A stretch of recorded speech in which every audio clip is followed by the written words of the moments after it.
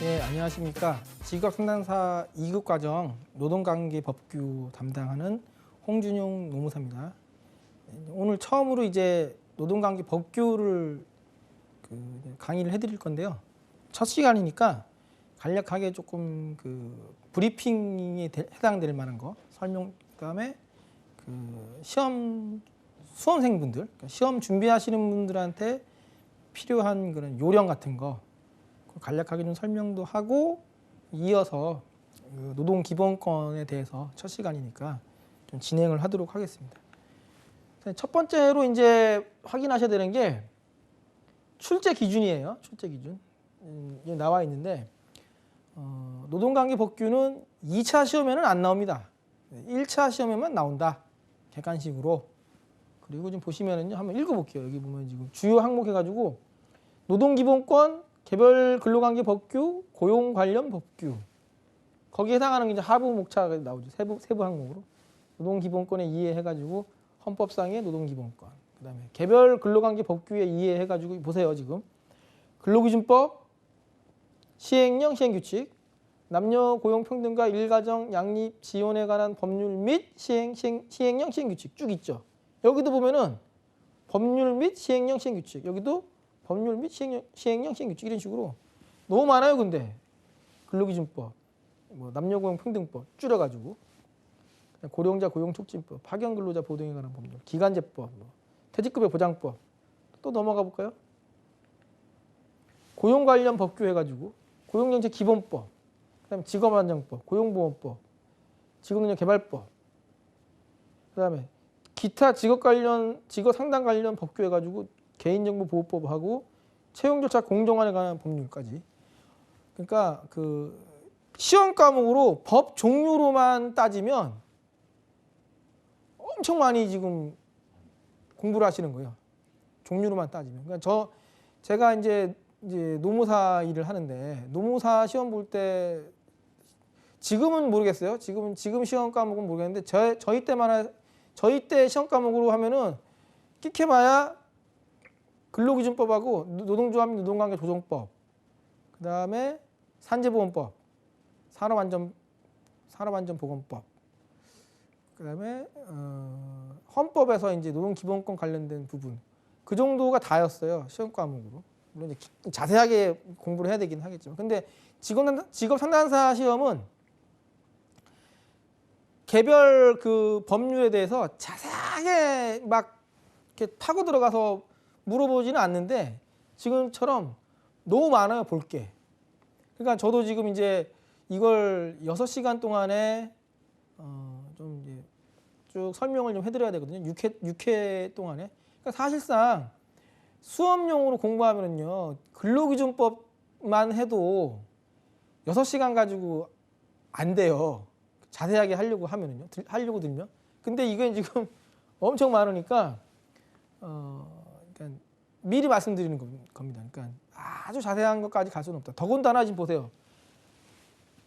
예를 들면 고용정책 기본법만 시험 범위가 아니고 그거 밑에 시행령, 또 그거 밑에 시행규칙까지 엄청 많죠. 그러니까 이거 다 외울 수는 없어요. 그래서 제가 이제 고민을 했거든요. 6회 동안에 어떻게 하면은 좀 졸리지 않으면서, 그리고 가능하면 좀 그래도 같은 시간에 좀 유용하게 정보를 제공해 드릴 수 있을까. 그래서 제가 이제 선택한 방법은 선택과 집중입니다. 그래서 제가 이제 강의를 하면서 시험에 많이 나왔던 거 위주로 좀 추려가지고 좀 설명을 드릴 거예요. 그러니까 결과적으로 6시간 6회 동안에 모든 걸 다 담지는 못합니다. 그건 미리 좀 양해의 말씀을 드릴게요. 다만 이제 수업용으로 이거를 배우시는 분들은 공부를 저런 식으로 하면 되는구나라는 걸 좀 이제 알려드리는 거고, 그다음에 교양으로 이제 접근하시는 분들한테는 이제 중간 중간에 설명을 좀 제가 할 거예요. 관련 법 가지고. 그럴 때 이제 조금 실생활에 도움이 될 만한 거 위주로, 그다음에 좀 이해하기 좀 편하게, 최대한 제 노력 범위 내에서는 그래서 좀 정보 제공해드리는 형태로 좀 절충해가지고 좀 진행을 해보도록 하겠습니다. 그래서 좀 이렇게 보니까 좀 할 게 많네요. 그러니까 저도 미리 말씀드리지만 다 외우진 못해요. 저도 주로 써먹는 게 이제 근로기준법이니까 근로기준법하고 뭐 고용보험법 뭐 그 정도만 주로 이제 뭐좀 조문 좀 외우고 있는 거지. 나머지 이제 머리 이게 뼈대를 좀 갖추는 겁니다. 이게 어디쯤에 있구나 이렇게 공부하실 때도 요 내용이 어떤 법에 있구나라는 것만 좀 아셔도 되죠. 실무로 나중에 하실 때도 마찬가지예요. 예. 자, 그래서 이제 설명을 좀 해볼 건데요. 법률 과목이니까 일단은 그 법률 과목을 처음 배우는 분들도 계실 테니까 기본적인 거 좀 설명을 좀 하겠습니다. 그래서 지금 보면은 이제 그 노동법의 존재 형태를 좀 설명을 드릴 건데요.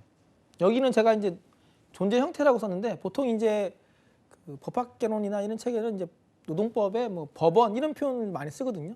재판소를 의미하는 게 아니고 법원이라고 하면 이제 존재 형식, 재판을 할 때 사용되는 기준, 근거 규범 이런 뜻인 건데 그냥 저는 그냥 상식적으로 이해하기 편한 표현으로 존재 형태라고 적어드렸어요. 그래서 이제 뭐 헌법, 뭐 법률, 시행령, 시행규칙 쭉 있는데 그 법원에서 이렇게 재판을 할 때 우리가 이제 뭔가 이 분쟁이 발생하면 법원으로 가잖아요. 그럼 이제 거기서 이제 누구 말이 맞냐, 옳고 그른 거 따져달라. 이제. 그럼 이제 중간에서 이제 얘기 다 듣고 이제 판단을 해주는 사람이 있어요. 결정을 내려주는 공무원. 그죠? 우리는 보통 이제 판사라고 하는데 결국 그 사람들도 우리가 낸 세금으로 월급 받아가는, 그죠? 받고 일을 하는 공무원이죠. 예. 근데 그 공무원들이 자기 마음대로 판단하는 게 아니에요. 어떻게 하느냐? 보통 뭐 뉴스에도 나오지만 뭐 법과 양심에 따라 판단하겠다라고 얘기를 하잖아요. 그죠? 예. 그때 말하는 그 법, 그게 이겁니다. 만약 노동 문제와 관련해 가지고 그 이제 법원에서 이제 그 판단해주는 그 공무원, 그러니까 판사들이 그러면은 뭘 기준으로 판단하냐? 마찬가지로 노동법을 가지고 판단하는 거죠. 근데 여기는 지금 이제 그 형태가 헌법, 법률부터 해가지고 쭉 있거든요. 그럼 헌법은 뭐냐? 헌법은 보통 이제 우리가 상식으로 아는 게 그 나라에서 가장 최고의 법, 그죠? 그 헌법이 왜 존재하느냐? 그러니까 왜 있는 거냐? 목적이 뭐냐? 예, 그렇게 이제 물어본다면 더 근원적으로 그 국가의 이제 존재 이유까지도 이제 가는 거예요. 그럼 우리가 예전에 이제 뭐 사회과학 시간에 뭐 교양으로도 배우기도 하고 뭐 법학과 학생들 같은 경우는 이제 뭐 개론에서도 배우는데, 그러니까 국가가 존재하는 이유가 누군가 사람들을 뭐 이렇게 지배하려고 존재하는 게 아니고 원래 그 이상적인 목적은 사람들을 서로 간에 안 싸우고 서로 행복하게 각자가 다 행복하게 살려고 존재하는 거예요. 예? 근데 어떻게 행복한 거냐? 밥을 많이 먹으면 행복하냐? 그건 아니죠. 전부는 아니란 말이에요. 그러니까 배만 부르다고 행복한 건 아니에요. 그죠? 그러니까 그 배가 부른 것도 그 행복한 것 중에 한 요소인 거고, 근원적으로 얘기하면은 그 사람이 사람으로서의 어떤 존엄성, 인권, 이게 지켜지고 보장을 받을 수 있어야 행복한 건데, 그 사람들의 어떤 인권, 존엄성을 보장해주기 위한 수단으로서 어떻게 국가를 만들어서 사회를 형성해가지고 지금 우리가 이렇게 다 같이 어울려서 살아가고 있는 거잖아요. 그랬을 때 그 어떻게 그 사람들을 행복하게 해줄 것이냐, 사람들의 그 인권을 보장해 줄 것이냐, 그리고 인권은 무엇이냐, 그런 거를 기본이 되는 것만 적어 놓은 게 헌법인 거예요. 그러니까 헌법은 크게 두 가지 테마가 이제 기술되어 있습니다. 첫 번째, 기본권에 대한 부분, 기본권을 보장해 주는 부분, 그죠? 예. 인권에 대한 내용, 그죠? 예. 그리고 두 번째 테마가 통치 구조.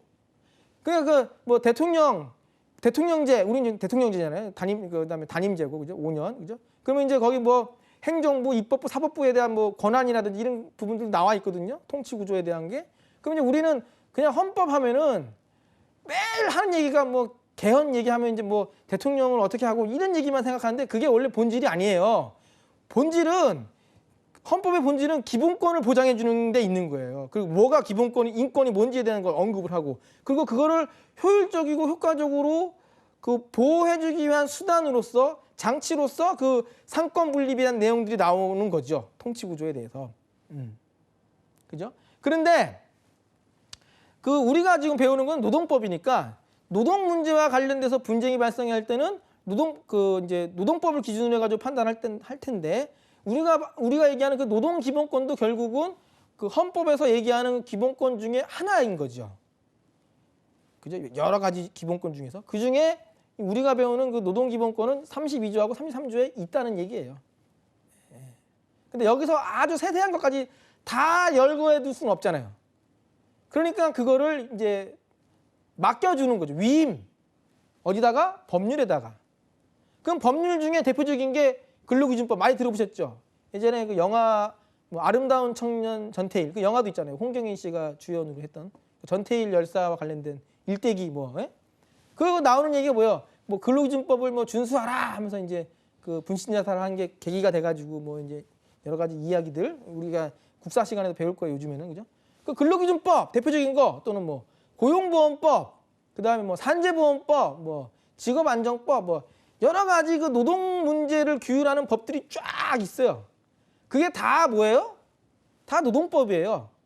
위치는 법률이고 위상은 그러니까 무슨 말이냐면 그러니까 노동법 그래가지고 어디 법전에 노동법 이렇게 써 있는 게 아니에요. 그 노동 문제와 관련된 거를 그 규율하는 여러 가지 그 법률들 법을 다 모아 뭉뚱그려 가지고 우리가 노동법이라고 부르는 거고 그 중에 제일 많이 써먹는 게 근로기준법인 거고 여기는 그래서 예를 들어 놓은 거죠. 뭐 고용보험법까지는. 근데 여기 보면 이제 법률, 시행령, 시행규칙 이렇게 써 있거든요. 이게 무슨 차이냐면 헌법에서 이제 노동 기본권에 대한 내용을 언급을 해요. 그러면 아까 얘기한 것처럼 헌법의 세부적인 사항까지 다 그 언급을 못하니까 법률에다가 위임을 하거든요. 그러면 이제 어떻게 하는 거예요? 아무나 그냥 와가지고 뚝딱 만드는 게 아니고 사회를 구성하고 있는 그 나라를 구성하고 있는 국민들이 이제 각자가 다 이렇게 의견을 개진하면은 이게 불가능하니까 어떻게 하는 거예요? 대표 선수를 뽑죠. 그게 누굽니까? 국회의원. 그래서 의원을 선출해가지고 대의제니까 그 국민들이 선출한 국회의원들이 국회에 모여가지고 근로기준법이라는 법률을 만드는 거예요. 고용보험법이라는 법률을 만드는 거고. 그죠? 근데 이 법률은 어디에서 권한을 위임받은 거예요? 헌법에서. 그러니까 이 법률들이 헌법의 그 어떤 정신, 내용을 위배될 수는 없어요. 위반할 수는 없는 거예요. 왜? 그러면 이제 위헌이 되니까. 보통 우리가 이제 뉴스에서 뭐 헌법재판소에다가 뭐 위헌 법률 심판을 한다 하잖아요. 어떤 법률이 헌법에 어긋난다. 그죠? 아무리 법률이 뭐 다수가 그 국회에서 만들어서 통과된 법이라 하더라도 그게 뭘 넘어서면 안 된다. 헌법을 넘어서면 안 되는 거예요. 그죠? 만약에 그 법률을 그럼에도 불구하고 그 법률을 유지하고 싶으면 어떻게 해야 되는 거예요? 헌법을 바꾸면 또 모르겠어요. 그죠? 근데 그건 더 힘들죠. 예. 국민투표도까지 거쳐야 되니까 어쨌든 간에 그래서 모든 국민들이 그 총의를 모아서 만들어 놓은 헌법이 있고 그 헌법에 위임받은 범위 내에서 법률을 만드는데 법률은 이제 국회에서 국회의원들이 만드는 거고 개정할 때도 마찬가지겠죠? 개정도 국회에서 이제 의견을 수렴해가지고 통과시키는 거잖아요. 그런데 법률에다가 모든 내용을 또 다 넣어둘 수도 없는 거예요. 더 세부적인 사항은 어떻게 한다? 또 위임을 해요. 어디다가? 시행령에다가. 그래서 근로기준법이 있으면 근로기준법 법률이 있고요. 국회에서 통과된 거. 그 하부 내용은 근로기준법 시행령이 있는 거예요. 보통 이제 대통령령 이렇게 표현하거든요. 그러니까 이건 무슨 말이에요? 법률은 국회에서 입법부가 제정을 했다면 그 대통령령, 이 시행령은 행정부에서 정할 수 있어요. 그러니까 국회보다는 어때요? 의견을 수렴하기가 더 쉽겠죠. 행정부는 한 개의 그 어떤 그 정치 세력이 그 선거를 통해서 그 선출된 그 대통령이 예, 운영을 하니까 자기들끼리 이렇게. 그렇죠? 그러니까 그 시행령에다가 이제 그 더 자세한 건 규정을 해놓고 그런데 시행령만으로도 더 이제 규율을 못하는 거예요. 더 자세한 거. 예를 들면은 뭐 고용보험법 같은 경우에 뭐 실업급여 신청할 때 서류는 어떤 서류를 써가지고 어디다가 제출해가지고 어떤 절차에 의해서 뭐 수령하고 이런 세세한 거를 갖다가 시행령이나 법률에다가 규제할 수는 없거든요. 그러면 만약에 법률에다가 놔두면은 바꾸려고 하면은 국회의원들 다 모아놓고 또 개정 작업해야 되니까 얼마나 번거로워요. 그러니까 시행규칙에다가 규정하는 거예요. 시행규칙은 누가? 노동부 장관이 바꾸면 되니까. 시행령은 대통령령으로 바꾸는 거니까 주무부처 장관이 노동부 장관이 이제 형식은 대통령이 이제 내리는 거지만 실제로는 이제 노동부 부처 내에서 이제 만들면 되는 거고 시행령도 사실은.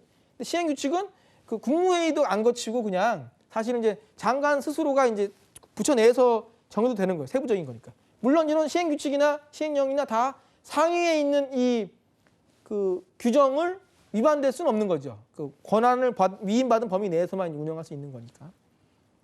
그래서 이렇게 구조는 대부분의 법이 이제 나중에 열어보시면은 법률이 있고요, 시행령 있고요, 시행규칙 이런 식으로 나가요.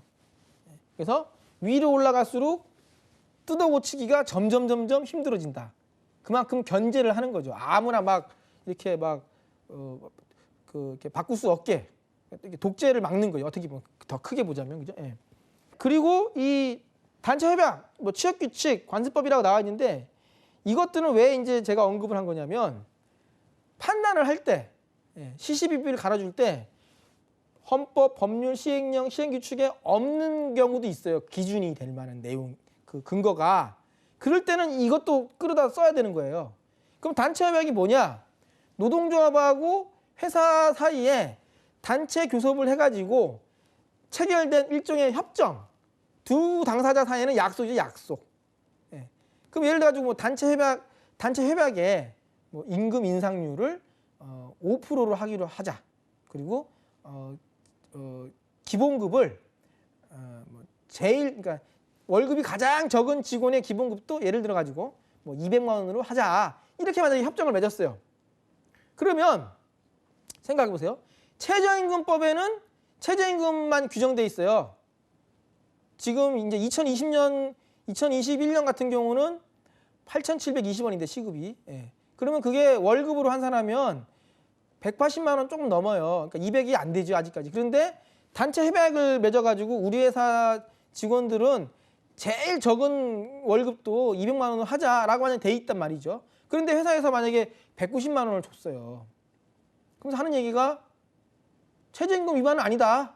최저임금법 우리 지켰다. 아무 문제 없다. 이렇게 만약에 하면은 노조에서는 무슨 소리냐. 분명히 단체 협약 해가지고 직원 중에 제일 적게 받는 사람도 월급을 기본급을 200만 원은 주기로 하지 않았느냐. 주시오. 여기는 못 줘. 뭐 싸운단 말이죠. 그러면 그건 링 위에 올라가가지고 뭐 글러브 끼고 싸우는 게 아니라 결국은 법원 가서 판단을 받는데 그때 그러면은 그 법원에서는 1번부터 4번까지만 보면은 없어요. 그죠? 최저임금 위반은 아니네. 그럼 그게 땡이 아니라 단체 협약 보니까 여기 당사자 간에 200만 원으로 주기로 돼 있네. 그 왜 약속을 안 지켰습니까? 그러면 그때는 그 단체 협약도 재판할 때 삼을 수 있는 근거 기준으로 삼을 수 있는 거예요. 판단 기준으로. 법이 돼버리는 거죠. 그때는. 그죠? 취업규칙 같은 경우도 뭐냐면 우리가 보통 이제 사규라고 들어보셨을 거예요. 사규. 회사에서 이제 자체적으로 뭐 이제 근로조건, 직원의 어떤 근로조건, 복무규율 이런 거를 이제 규정해 놓은 이제 어떤 규정인데 회사 내에서는 일종의 법같이 역할을 하는 거예요. 그러니까 뭐 근로기준법이나 여러 가지 나머지 그 노동법에는 없는 내용이지만 각각의 회사마다 특성들이 다 다르니까 그 특성들을 고려해가지고 자기들끼리 정해놓은 어떤 규정들이 있을 수 있거든요.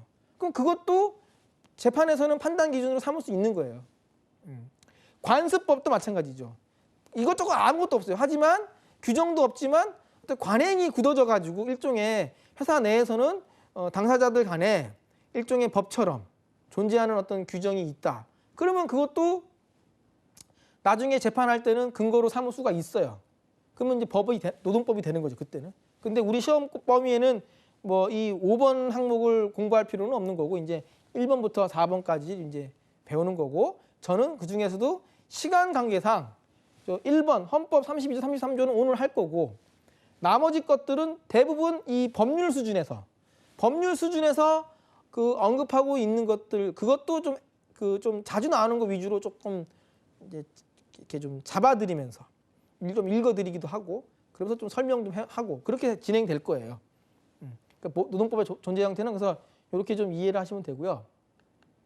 그 다음에 학습할 때 이제 유의사항 또는 요령 요걸 좀 설명드릴 건데 여기 보시면은 국가법령정보센터를 이제 이용하세요라고 돼 있죠. 그러니까 PC로 접속할 때는 www.row.go.kr 혹시 이제 컴퓨터로 보고 계신다면은 지금 한번 쳐보세요. 이게 이제 끝에가 go.kr이니까 나라에서 운영하는 겁니다. 그래서 공짜예요, 공짜. 그리고 스마트폰 있는 분들은 스마트폰 이제 뭐 애플리케이션 그 다운로드 받는데 들어가셔가지고 뭐 검색어를 국가법령정보 이렇게만 쳐도 여기 나옵니다. 이게. 이건 제가 이제 그 스마트폰에 있는 화면을 제가 좀 그 이제 캡처해서 온 건데 여기다가 이제 이렇게 내가 찾고 싶은 법률명을 넣으면 돼요. 그러면 쫙 나와요. 검색 탁 하면. 그래서 편해요. 제가 예전에 그 학부 시절에 그 공부할 때만 하더라도 그 법전을 해마다 그러니까 매년 법전을 샀어요. 3만 원에서 4만 원 정도 주고 이만한 두께 소법전 공부하려면 필요하니까. 근데 법이 계속 개정이 되지 않습니까? 개정되니까 과거 거 보면 안 되니까 자꾸 산단 말이에요. 근데 지금은 시대가 빨리 변하니까 법률 개정도 엄청 많이 돼요. 그러니까 그걸 인쇄된 걸 갖다가 쓰는 거는 도저히 현실적으로 불가능하고 힘들죠. 근데 이제 우리가 이제 정보화 사회니까 대한민국이 엄청 이 정보통신 기술이 발달해가지고 여기 들어가면은 지금 현재 운영 중인 법률만 있는 게 아니고 과거 법률도 다 있어요. 시행령까지 시행규칙까지 싹 다 나와요. 연역별로 개정 이전 거 쫙 검색만 하면은. 그리고 보통 그 시행 규칙에 그 뭔가를 신고할 때 신고 서식들도 다 첨부 파일로 붙어 있어요. 한글 파일로. 그거 다운 받으면 돼요. 옛날에는 뭐 하나 뭐 하나 신청하더라도 뭐 실업급여 신청한다든가 뭐 출산휴가급여 신청할 때 신청서도 구하기가 힘들어가지고 뭐 고용센터 가가지고 비치돼 있는 서류 받아와가지고 뭐 쓰고 막 이랬잖아요. 지금은 다운 받으면 다 나와요. 그냥 출력할 수 있어요. 그냥 그죠? 여기 다 있어요 여기. 그래서 이걸 활용하시면은 학습하실 때 도움이 되고 그다음에 지금은 이제 겉멋이 많이 빠졌어요. 예전에는 조금 이 엘리트 의식이 좀 아직까지 남아 있어가지고 그 법률들 보면은 불필요하게 한자만이 많았어요. 그냥 우리가 다 그냥 일상생활에 한글로 쓰는 말인데 그걸 억지로 한자로 바꿔놔가지고 접근성이 떨어지게끔, 그죠? 근데 요즘에는 그런 행위는 안 합니다. 그래서 다 한글화돼 있어서 그리고 문장이나 용어들도 그 불필요하게 좀 일본식 표현 이런 것도 많이 좀 그 걸러내고 해가지고 지난 한 10년, 15년 동안에 그런 그 작업들이 있었어요. 그래서 일반인들도 공부하실 때 뭐 부담 없이 하실 수 있어요. 요걸 좀 활용하시라는 말씀을 좀 드리고 다운로드 받을 수 있어요. 법조문 쫙 다운받을 수 있어요. 그리고 요건 두 번째 화면입니다. 이게 만약에 이제 내가 그 사이트 들어가가지고 근로기준법이라고 딱 치면은 지금처럼 이렇게 쭉 나와요. 이렇게 목차 순서대로 체계가 갖춰져 있어요. 총칙, 목적, 정의 이런 식으로 해가지고 대부분의 법률들이 조문별. 그럼 요것도 딱 클릭하면 또 하부의 그 내용들이 쭉 나오겠죠. 근데 수업용으로 만약에 공부를 하실 때는 그냥 그 해당 법률 1조부터 보는 게 아니고요. 목차를 한번 보는 게 좋아요. 이렇게 쭉 뼈대. 대충 해서 이 법이 어떤 내용을 규율하려고 있는 거구나. 목적이 나오겠죠. 그리고 이 법을 우리가 배울 때 이제 그럼 어떤 순서로 진행하면 되겠구나라는 게 이 목차를 보면 다 알 수 있어요. 어느 정도. 그죠? 그래서 목차 순서로 이렇게 좀 학습을 하시는 게 좋다. 목차를 쭉 보면서. 그 다음에 수험생 분들 같은 경우는 최신 기출 문제부터 이런 식으로 관련 법령하고 대조를 해보면서 문제를 풀어가는 게 좋아요. 그러면 실제로 시험 문제도 그 출제자분들이 어떻게 내냐면은 자기들도 이 법률을 보고 여기 있는 법 조문을 가지고 와서 문제를 내는 거예요. 거기에서 예를 들면은 뭐 해야 한다라고 돼 있는 문장을 해야 한다가 아니고 할 수 있다라고 바꾼다든가 이런 이제 기초적인 장난이죠. 그런 게 그렇게 해가지고 이제 틀린 보기도 만들기도 하니까 그래서 법령과 대조하면서 봐야 되고 그리고 왜 최신 기출 문제부터 보시라고 했냐면 다른 과목은 모르겠지만 그 법규의 경우는 법이 계속 개정이 돼요. 그러니까 1, 2년만 지나도 예전에 나왔던 기출문제의 그 문구가 지금 법하고는 상황이 안 맞는 경우들이 많아요. 그러니까 옛날에는 맞는 보기였는데 지금은 틀린 보기가 될 수 있어요. 왜? 옛날에는 2년이라고 했는데 지금은 3년 바뀌어버릴 수 있으니까 이런 식으로 그죠? 그래서 가능하면 최신 기출문제부터 이렇게 보시는 게 그 좋다. 예. 법이 개정된 게 있을 수 있으니까. 예. 그 다음에 원칙하고 예외를 좀 명확하게 좀 구분하시는 게 좋다. 기본적으로 구조도 그렇게 돼 있어요. 법률들이 대부분 다 보면은 의의 개념이죠. 의의, 그다음에 요건, 이 그 어떤 그 효과를 내기 위한 요건, 의의, 요건, 효과, 요 구조로 대부분 다 이루어져 있거든요. 그러다 보니까 그 뭐 요건에서도 어떤 법률 효과를 내기 위한 요건이 있는데 예외가 어떤 게 있다. 또는 어떤 법률적인 효과를 낼 때 필요한 요건들이 이게 있고 그 요건들을 갖추면 이러이러한 효과가 나온다. 그런데 예외적으로 이런 경우는 효과가 이렇게 나온다. 이런 경우들이 있거든요.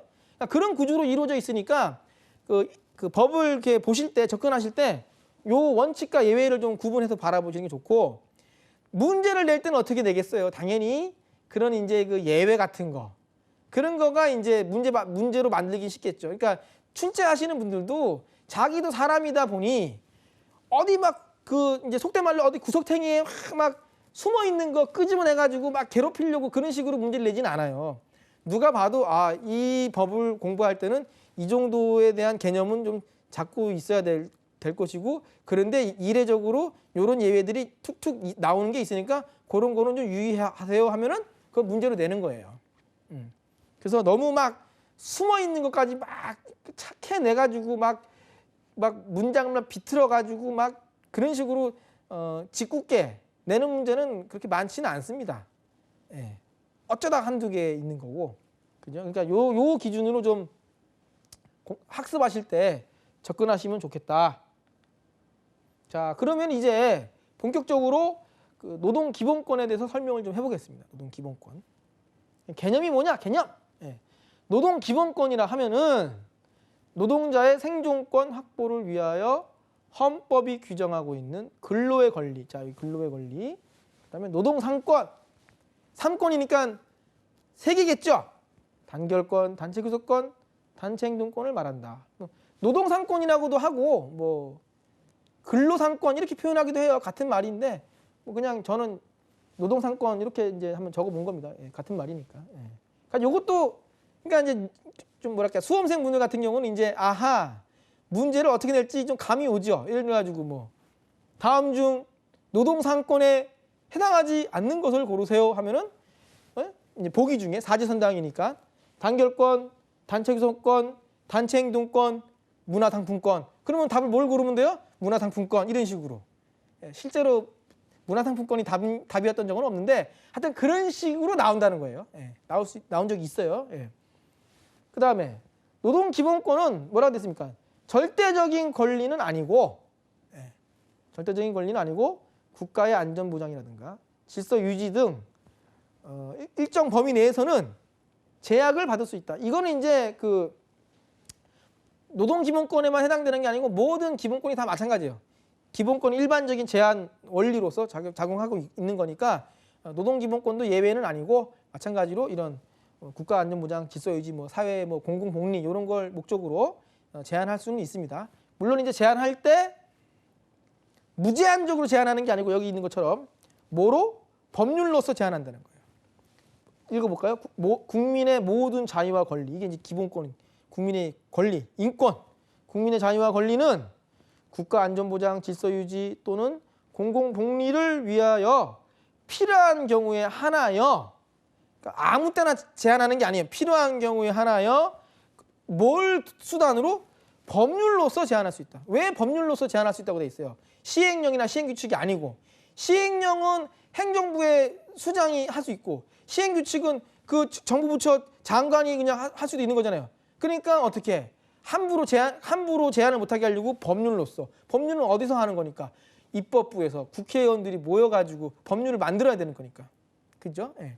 그래서 법률로서 제한할 수 있다. 그리고 제한하는 경우에도 뭐 그 자유와 권리의 본질적인 내용은 침해할 수 없다라고 돼 있는 거죠.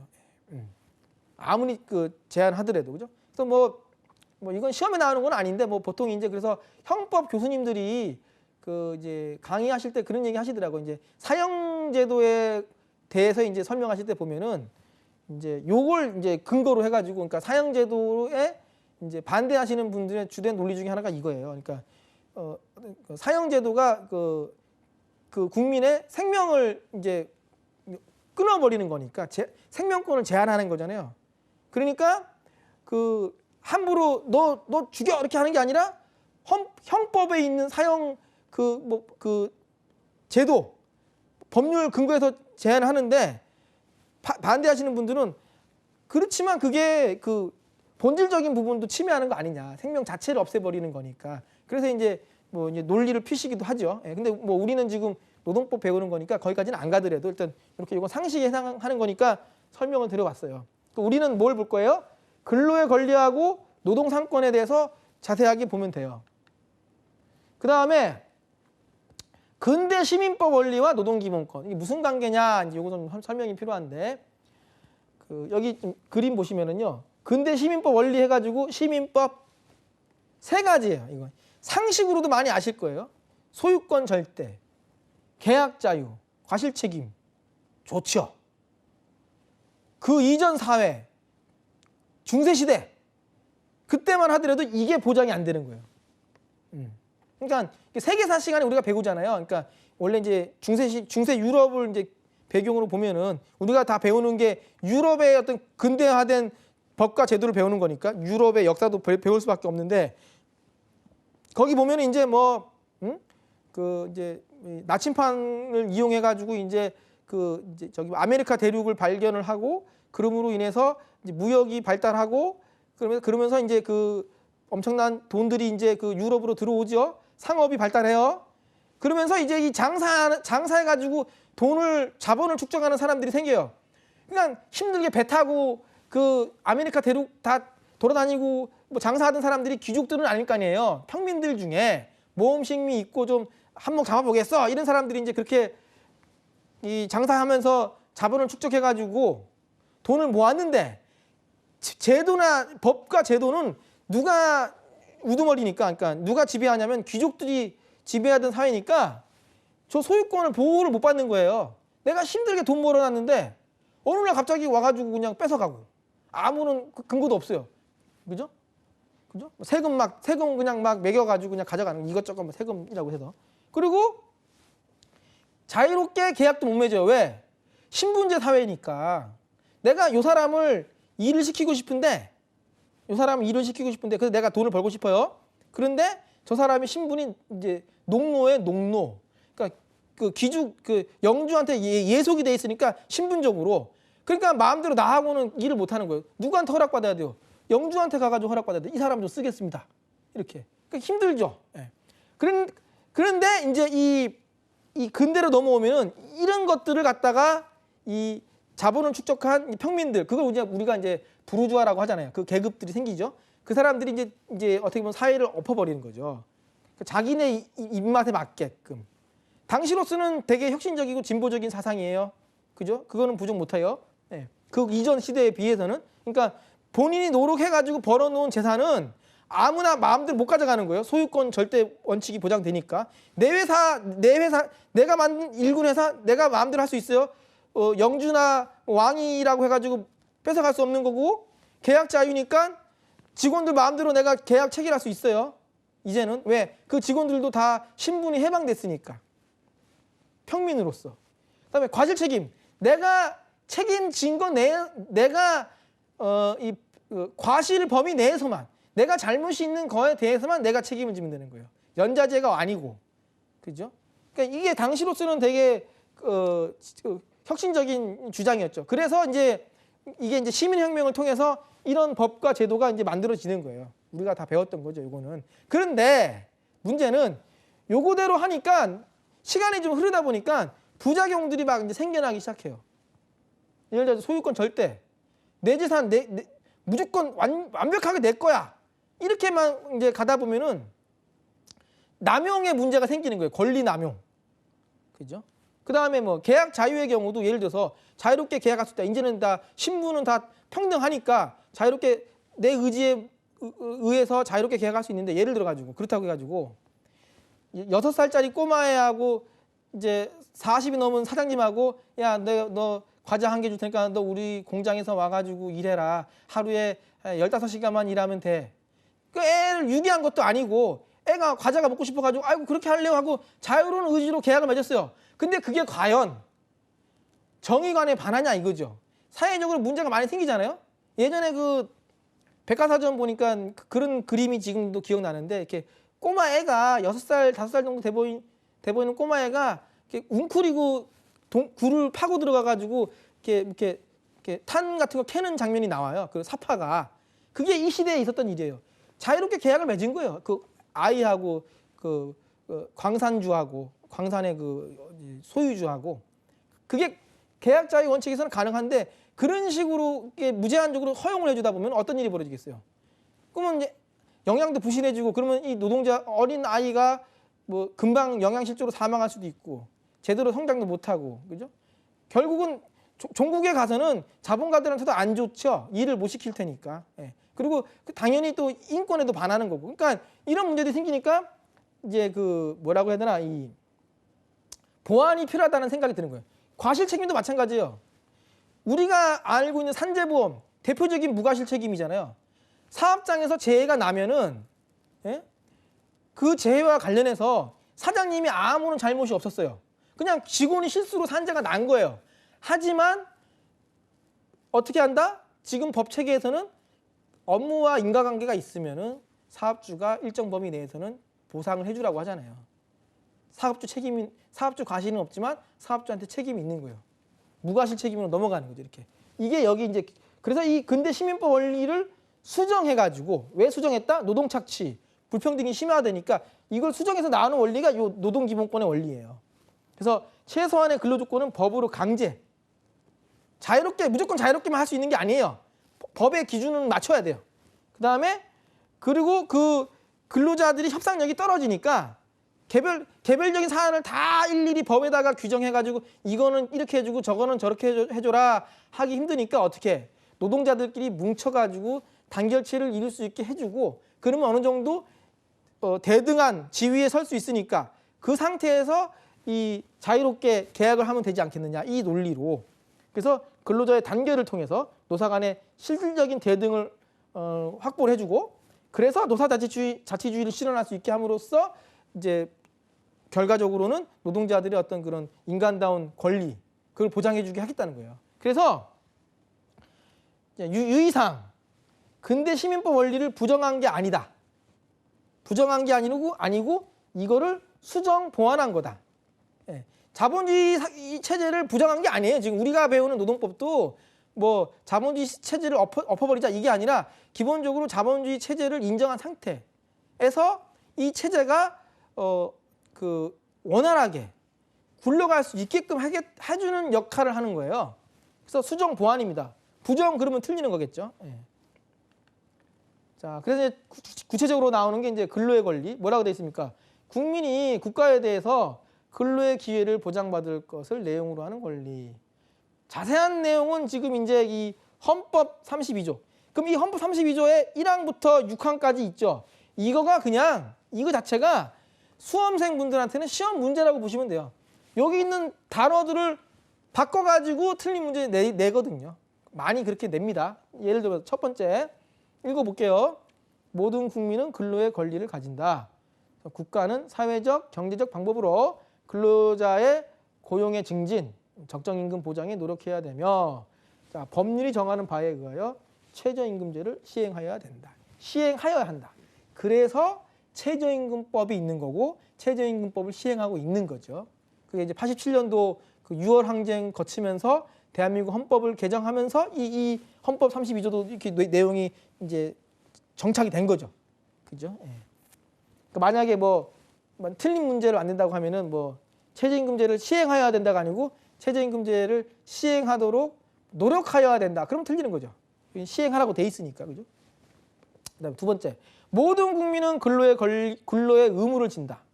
근로는 그러니까 권리이면서 동시에 의무예요. 그죠?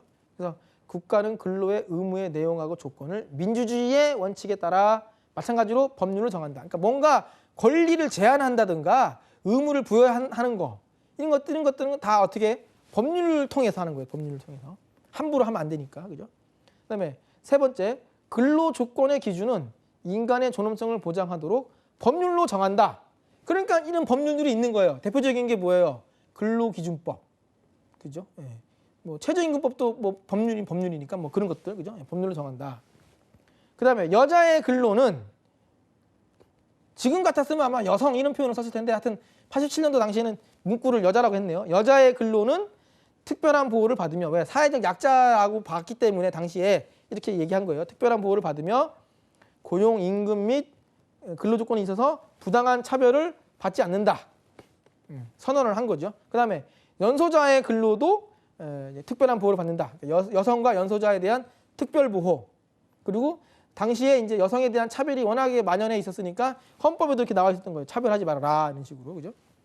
근데 여섯 번째, 국가 유공자, 상위 군경 및 전몰 군경의 그 유가족은 법률이 정하는 바에 의하여 우선적으로 근로의 기회를 부여한다. 그러니까 국가 유공자나 이런 상위 군경 또는 그 유가족들은 그 나라를 위해서 이제 희생한 사람들이니까 그런 사람들에 대해서는 뭔가 좀 이 국가의 존재를 있게 해준 사람들이니까 특별히 우선적인 근로의 기회를 부여해주겠다는 거죠. 그럼 이것도 틀린 보기 만들 때 어떻게 많이 하냐면 이제 그 장애인이라고 해가지고 장애인에 대해서 우선적 근로의 기회를 부여한다 이렇게 하면 틀리는 거예요. 그러니까 헌법에는 없어요. 그러니까 개별 장애인 관련된 그 개별 법률에는 장애인에 대한 어떤 우대 조치를 해주기 위한 법률이 있기는 하지만 그거들이 있지만 헌법에는 없어요. 여기 지금 보시는 것처럼 국가 유공자하고 상위 군경 및 전몰 군경의 유가족에 대해서 우선적 근로의 기회라고 돼 있는 겁니다. 예. 이런 게 좀 이제 시험에 나올 만한 이제 걸로 그죠? 예. 그 다음에 노동상권 세 가지네요. 예. 근로상권이라고도 하는데 단결권, 단체교섭권, 단체행동권. 그 다음에 정당한 노동상권의 행사는 민형사상의 책임이 면제된다. 이게 이제 자 이런 얘기죠. 단결권이라는 건 쉽게 말해서 뭐예요? 단결할 수 있는 권리. 뭉쳐가지고 노동조합을 만들 수 있는 권리. 헌법에 있어요. 헌법에.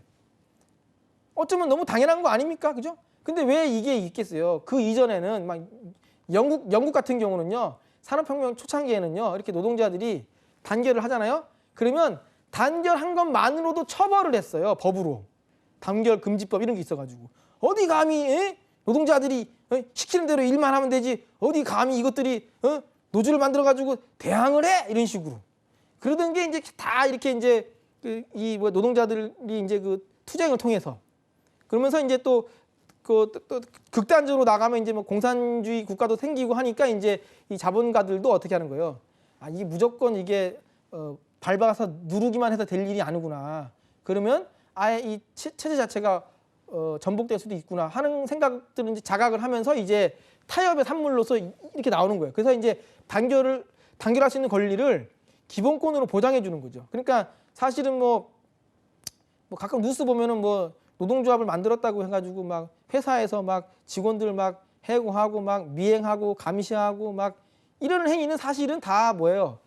대한민국 헌법을 위배하는 행동이에요. 가장 큰 대한민국 존재 자체를 어떻게 보면 존재가 있게 하는 어떤 근원적인 법 자체를 위배하는 거니까 그 범죄의 양상으로 보자면 중범죄죠. 그죠? 예. 근데 이제 뭐 어쨌든 뭐 논의를 하고 그 이제 그게 기본권으로 보장되고 있는 거예요. 그다음에 단체 교섭권은 그런 노동조합이 누구하고 회사하고 협상할 수 있는 권리. 그것도 헌법으로 보장해주고 있어요. 그러니까 만약에 노조를 만들었는데 노조에서 우리하고 협상합시다 했는데 회사에서 싫다. 니네는 내가 노조로 인정 안 해주고 인정 못 하겠다. 내 눈에 흙이 들어가도 노조는 안 돼. 그러니까 나는 너희들하고 협상 안 할 거야. 그러면 단체 교섭권을 침해하는 거예요. 헌법 위배하는 거죠. 예. 그다음에 단체 행동권은 뭐예요? 그렇게 만든 이제 노동조합하고 회사가 협상을 했는데 협상이 좀 틀어질 수도 있잖아요. 당연히 의견이 안 맞으면은. 그랬을 때 물리력을 행사하는 거죠. 실력 행사. 그럼 노동자들이 할 수 있는 거라고는 뭐밖에 없어요. 몸으로 움직이는 거. 그래서 단체로 행동하는 거를 헌법에서 인정해 준 거예요. 그래서 어떻게 행동해요? 막 그렇다고 해서 회사를 막 집기를 막 때려 부시고 이게 아니라 그러면 폭력을 하면 안 되고 그냥 어떻게 소극적으로 나 일 안 할래요. 그거죠. 그 단체 행동. 대표적인 게 뭐? 파업. 그러니까 발음만 들어보면은 되게 어감이 조금 좀 센 것 같은데 결국은 그냥 일 안 하겠다는 소리예요.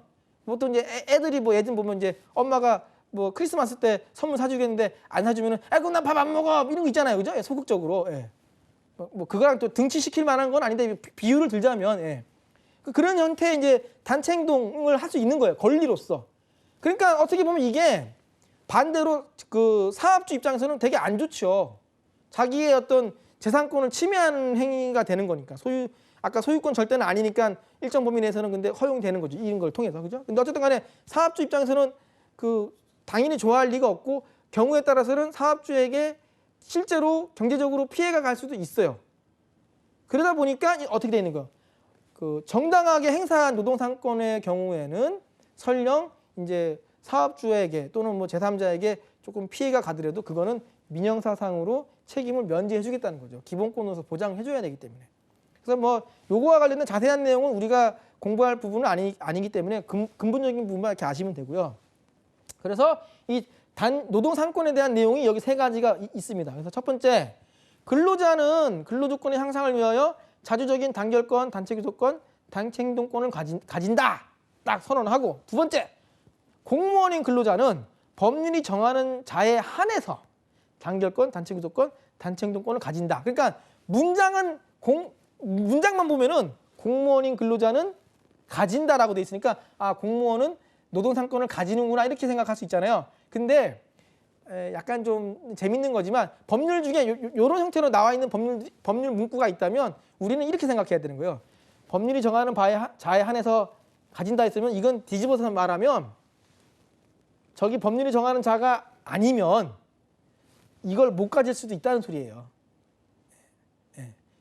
어떤 경우에 못 가지는지는 좀 이따 설명하겠지만, 그죠? 그러니까 법률에서 인정해주는 사람에 한해서 가진다.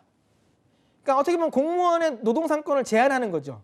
그러니까 제한하니까 뭐로 제한할 수 있다? 법률로서 제한하는 거죠, 이렇게, 그죠? 그다음에 세 번째, 법률이 정하는 주요 방위산업체에 종사하는 근로자의 단체행동권, 노동상권 중에 하나잖아요.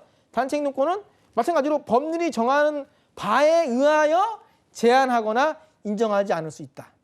제약이 있는 거네요, 그죠? 법률에 의해서. 그래서 이제 자세하게 설명을 하고 있어요. 어떻게 제한하는지. 첫 번째, 공무원인 근로자는 법률이 정하는 자에 한해서 단결권, 단체교섭권, 단체행동권을 가진다고 돼 있으니까 여기서 말하는 법률이 정하는 자가 누구냐? 그게 사실상 노무에 종사하는 공무원. 이런 사람들은 노동상권 전부 인정하는데 여기서 말하는 사실상 노무에 종사하는 공무원이라고 하면은 그러니까 좀 이렇게 좀 이해하기 쉽게 설명하자면 좀 공무원이 급수가 있잖아요. 좀 급수가 좀 낮으면서 그 현업에 종사하시는 분들 위주로 보시면 돼요. 그 다음에 6급 이하 일반직 공무원. 이거는 이제 공무원 노조법이 생기면서 이제 들어온 건데. 그래서 이런 경우는 단체 행동권은 부정된다. 그럼 뭐는 있다? 단체 교섭권까지 있는 거예요. 그죠? 예. 그 다음에 사립학교 교원 및 국공립학교 교원. 선생님들이잖아요. 선생님들. 그죠? 선생님들은 공립학교 선생님은 공무원이지만 사립학교 선생님은 공무원은 아니에요. 근데 어쨌든 간에 선생님이라는 어떤 그 직종의 어떤 그 특수성 그런 것 때문에 그 제한을 좀 하고 있어요. 그래서 사립학교 선생님이나 국공립학교 선생님들은 단결권, 단체교섭권만 가진다. 단체행동권은 없어요. 그러니까 파업은 못해요. 교섭은 할 수 있는데. 그러니까 약간 어떻게 보면은 그 교섭력이 좀 약할 수밖에 없겠죠. 행동을 못하니까. 근데 요거랑 좀 일치가 되죠. 위에 거하고 6급 이하 일반직 공무원하고 비슷하게 보시면 되는 거죠. 예. 그다음에 법률이 정하는 주요 방위산업체에 종사하는 근로자의 단체 행동권은 법률이 정하는 바에 의해서 제한할 수 있다고 돼 있으니까 그래서 그런 사람들이 누구냐? 전력, 용수 및 주로 방산물자를 생산하는 업무에 종사하는 자의 쟁의행위. 쟁의행위니까 단체 행동권이죠. 요거는 부정된다는 거죠. 예를 들어가지고 뭐 탱크 만드는 공장에서 탱크를 만들고 있는데 뭐 어떻게 전쟁이 났다 말이죠. 예. 근데 임금 협상이 안 돼가지고 인상률이 안 맞으니까 우리 파업하겠다. 이거는 좀 상식적으로 그렇잖아요. 그래서 이제 이런 식으로 주로 방산물자를 생산하는 업무에 종사하는 자의 쟁의 행위는 좀 제한을 가하는 거죠. 이렇게 좀 알아두시면 이제 요 예외들이잖아요. 요 예외에 해당하는 것들이 시험 문제로 이제 막 쏟아져 나올 거예요. 예. 자, 그래서 하나씩 이제 문제를 한번 풀어보도록 하겠습니다. 첫 번째, 헌법이 보장하는 근로 3권, 노동 3권의 설명으로 틀린 것은 자, 하나씩 읽어보겠습니다. 단결권은 근로조건의 향상을 도모하기 위하여 근로자와 그 단체에게 부여된 단결체의 조직 및 활동, 단결체의 가입, 단결체의 존립보호 등을 위한 포괄적인 개념이다. 말이 좀 끊겨가지고 좀 끊어서 읽었는데 예, 맞는 말이네요. 예.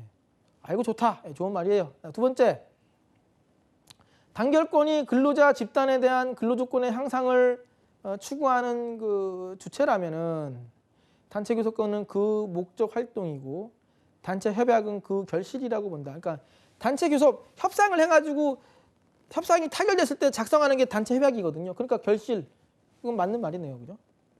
그다음에 세 번째, 단체 교섭의 범위는 근로자들의 경제적, 사회적 지위 향상에 관한 것으로 단체 교섭의 주체는 원칙적으로 근로자 개인이 된다.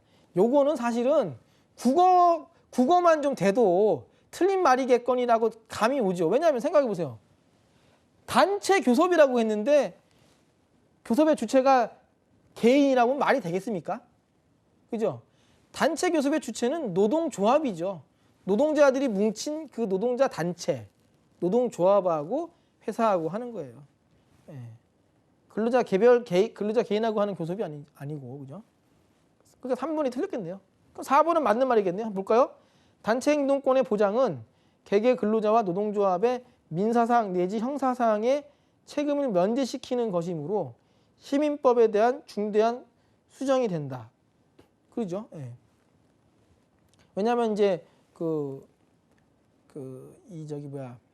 사업주 입장에서는 단체 행동을 통해서 사업주가 영업 손실을 입었다든지 하면 그게 자기 재산, 자기 소유권에 대한 어떤 그 권리를 침해당한 거잖아요. 그럼에도 불구하고 그 소유권을 절대적으로 인정해 주는 게 아니고 일정 부분 제한을 가하는 거죠. 왜? 노동자들의 노동 기본권을 또 보장해 줘야 되는 측면도 있으니까. 그러니까 시민법에 대한 중대한 수정이 된다. 그건 맞는 말이죠. 그래서 틀린 거는 3번. 두 번째 문제 보겠습니다. 자, 현행 헌법의 노동관계 조항의 내용과 다른 것은 국가는 법률이 정하는 바에 의하여 최저임금제를 시행해야 된다. 문제에서 지금 현행 헌법 조항과 다른 거니까 아까 배웠던 헌법 32조하고 32조에 없는 거 골라야 돼요. 이건 있는 거죠. 맞는 말이죠. 예. 그 다음에 공무원인 근로자는 법률이 정하는 경우에 한해서 단결권, 단체 교섭권, 단체 행동권을 가진다. 그래서 여기서 말하는 법률이 정하는 공무원인 누구라고 그랬어요? 사실상의 노무에 종사하는 공무원이라고 했죠. 예. 그거 맞는 말이고. 그 다음에 국공형 기업체에 종사하는 근로자의 단체 행동권은 법률이 정하는 바에 의하여 제한할 수 있다. 이런 얘기는 한 적이 없어요. 그죠? 예. 국공형 기업체라는 말은 지금 처음 나왔죠. 그죠? 예. 만약에 이게 맞는 말이면은 공기업에 근무하는 노동자들은 다 그러면은 뭐 단체 행동권을 행사 못 하나요? 그건 아니잖아요. 그죠? 예. 근데 우리 뉴스도 보잖아요. 공기업도 파업하는 경우 있잖아요. 그죠? 예. 철도공사도 파업할 수 있고, 그죠? 예. 그러니까 이거는 이게 저기 없는 내용이네요. 3번이. 4번은 맞는 말이겠네요. 그러면 여자의 근로는 고용, 임금 및 근로 조건에 있어서 차별을 받지 않는다. 그죠? 차별도 받지 않고 우선적인 기회도 준다고 했었고, 그죠? 예. 특별한 보호를 해준다. 특별한 보호. 여성은 특별한 보호 해주고 차별하지 않고 우선적인 기회를 주는 거는 국가유공자나 뭐 그 전문 군경, 그죠? 예. 자, 그래서 3번 틀린 거는 그죠? 그다음에 세 번째 문제. 현행 헌법에 규정되어 있는 내용이 아닌 것 마찬가지죠. 예. 국가는 법률이 정하는 바에 의해서 채직금지 시행한다. 맞는 말이고 근로조건의 기준은 인간의 존엄성을 보장하도록 법률로 정한다. 그렇죠? 이거는 근로의 권리에 나오는 거잖아요. 이것도 그죠? 그다음에 여자의 근로는 특별한 보호를 받으며 고용, 임금 및 근로조건에 있어서 부당한 차별받지 않는다. 맞는 말이고 자 여기 아까 그 내용 설명할 때 나왔던 거네요. 그죠? 예. 장애인은 법률이 정하는 바에 의해서 우선적 근로의 기회를 보장받는다. 아니에요. 헌법에 규정 이런 규정은 없어요. 헌법에는. 그죠? 4번이 틀렸다. 국가 유공자나 뭐 그 유가족 뭐 이런 분들이 우선적 기회를 보장받는 거예요. 4번 문제. 헌법상으로 근로의 권리의 내용에 해당되지 않는 것은 국가의 고용 증진 의무, 근로조건 법정주의, 그다음에 여자와 연소자의 특별한 보호, 그다음에 국가 유공자 등에 대한 근로 기회의 평등 보장. 바로 직전에 문제를 풀었으니까 이거 금방 고를 수 있겠죠. 국가 유공자 등에 대해서는 뭐라 그랬어요? 평등한 보장이 아니고 우선적. 그죠? 예. 4번이 답입니다. 9번째 단결권에 대한 설명 중 틀린 거. 마지막으로 요거만 풀어드리고 마무리 지어드릴 텐데요. 단결권은 근로조건의 유지 개선과 근로자의 사회적, 경제적, 정치적 지위 향상을 직접적인 목적으로 한다. 이게 틀렸어요. 정치적이라는 게 들어가가지고. 사회적, 경제적 지위 향상이에요. 정치적 들어가면 틀립니다. 이런 보기도 틀린 보기로 자주 나오니까 나머지는 아 맞는 말이구나 하고 이해하시면 됩니다. 그래서 답은 1번 이렇게 해가지고 첫날 첫 번째 시간 이제 노동기본권 마무리 지어드렸습니다. 그래서 그 노동기본권과 관련해서는 제가 오늘 좀 시간 안에 조금 오버됐는데 헌법 32조하고 33조만 수험생분들은 32조하고 33조만 좀 암기를 하시면 무난하게 풀 수 있는 문제가 나오니까 부담 없으실 겁니다. 다음 시간에는 이제 근로기준법하고 남녀고용 평등 관련 법령 설명을 해드리도록 하겠습니다. 감사합니다.